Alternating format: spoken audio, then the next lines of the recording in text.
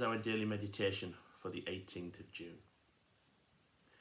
There's an old missionary story from the USA that goes like this. A Native American Christian went to a missionary for counsel.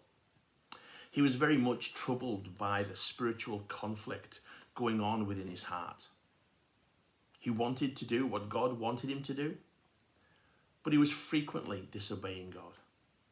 He found that he was prone to do evil things, even as he did before he became a Christian. The man described this conflict within himself as a dogfight. He said to the missionary, "It's as though I have a black dog and a white dog inside me, fighting each other constantly." The black dog, he explained, represented evil, and the white dog represented good. The missionary asked him, "Which dog wins the fight within you?" After several moments of silence, the man said, "The dog that wins is the one I feed, and the dog that loses is the one I starve." While not wanting to push this analogy too far, I think it can be helpful.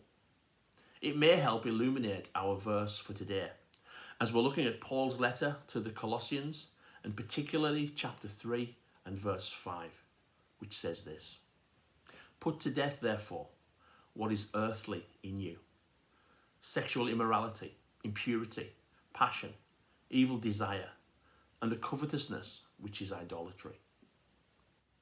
The battle in the heart of the believer against the enemy within, the remnants of our sinful nature, is a real and continuing one. Indeed, it's one that will never end in this life. Paul says here that we have to put to death certain desires and their associated behaviours. The great thing is that it's only as believers that we have any hope in this endeavour. Prior to conversion, we would have seen no need, the vast majority of us being more than happy with our sin. By God's grace, we are no longer slaves to that sin. We have, in one sense, put off the old self, see verse 9, and we are now in Christ, having been set free in him. That freedom means that we are able, with God's help, to keep putting off the old self by mortifying sinful desires and behaviours. However, this putting off is costly. It demands watchfulness and determination.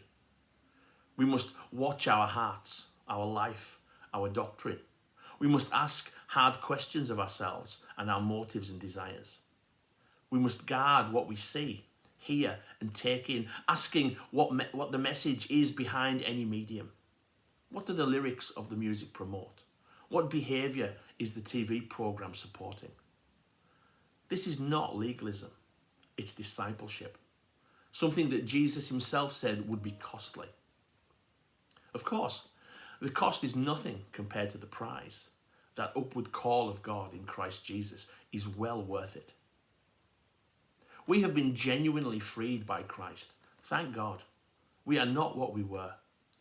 But now we also need to be busy killing off the troublesome behaviours of the old self, mortifying them along with their desires, until that day when we meet Jesus face to face.